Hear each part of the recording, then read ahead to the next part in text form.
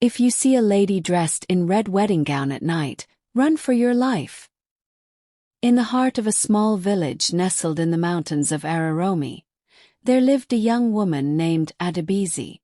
Her beauty was renowned, but it was her kindness and gentle spirit that truly made her beloved by all. Her life seemed perfect. She was engaged to be married to Femi, a handsome and respected young man. The villagers spoke of their union as a match made in heaven, and the anticipation of their wedding day filled the village with excitement. Adebisi was elated, spending months meticulously planning her wedding. Her every thought centered on the future she would share with her beloved. But as the day drew closer, a change began to take place in Femi. He grew distant, his visits less frequent, his promises more hollow. Though Adebisi sensed something was wrong, she clung to hope, dismissing her fears as mere pre-wedding nerves. 3 days before the wedding, Femi disappeared. No note, no trace, no explanation. The village was shocked, but none more so than Adebisi. The whispers began immediately. Rumors that he had run away with another woman, that he had left to escape the responsibilities of marriage. The gossip was cruel, and it soon consumed the once joyous atmosphere. Adebisi, who had once walked through the village with pride, now felt the weight of shame and abandonment. Days passed, and with no sign of her fiancé, Adebisi's hope crumbled.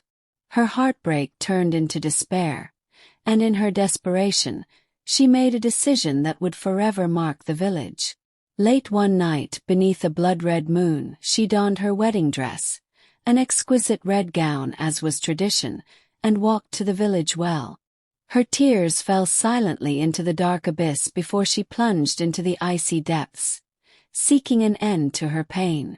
The next morning, her lifeless body was discovered, still draped in the red wedding gown.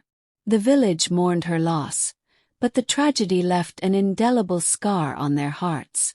The well, once a source of life for the village, became a symbol of death and despair. Not long after Adebisi's death, strange occurrences began to unfold. The well, now avoided by most, became a place of eerie silence at night. Villagers reported seeing a figure in a red gown, her face hidden by her veil, wandering near the well.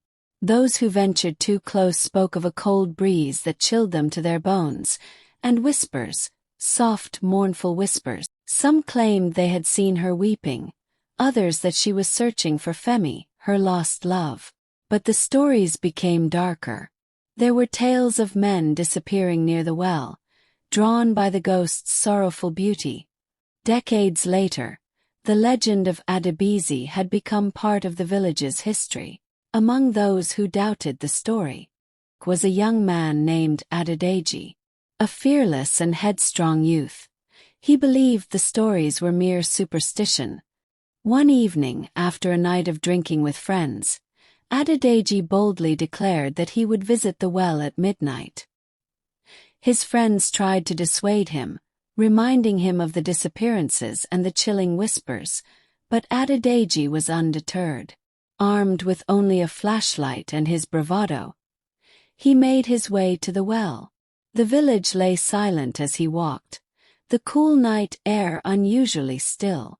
As he approached the well stood before him, ancient and imposing, its stone walls covered in moss. Adedeji hesitated for only a moment before stepping closer, shining his flashlight down into the dark. First there was nothing. But then a cold breeze swept past him, and he heard it. Soft whispers, barely audible. His heart pounded, but Adedeji refused to give in to fear. He peered deeper into the well, trying to catch a glimpse of anything unusual. And then it happened. From the depths of the well, a pale, skeletal hand shot out, its fingers cold as ice as they clamped around his wrist. He froze in terror, his flashlight clattering to the ground. Slowly he raised his eyes, and there she was, the ghostly bride, her face pale and gaunt, her eyes hollow and filled with sorrow. For a moment time seemed to stop. Adedeji could feel the weight of her grief, the anger that simmered beneath her sorrow. She pulled at him, her grip like iron, dragging him closer to the edge of the well. Adedeji struggled, but her strength was inhuman, fueled by decades of unresolved pain. Just as he felt himself slipping, about to be pulled into the well's dark embrace, a voice pierced the night. It was the village elder, a man who had witnessed the aftermath of Adebezi's death many years before. He stood at a distance, chanting an ancient prayer. The ghost bride's grip loosened, her sorrowful eyes flickering with a moment of recognition. Adedeji stumbled back, gasping for breath, as the ghost bride slowly receded into the darkness. The elder approached, placing a hand on his shoulder. "You were lucky," the old man whispered. "Adebezi's spirit is restless, and she will not stop until she finds peace. But peace will not come easily." Adedeji returned to the village a changed man. He warned anyone who would listen to stay far away from the well, to respect the tragic spirit that lingered there. But he knew deep down that Adebezi's ghost would never truly rest. She would continue to haunt the village, waiting, searching for her lost love,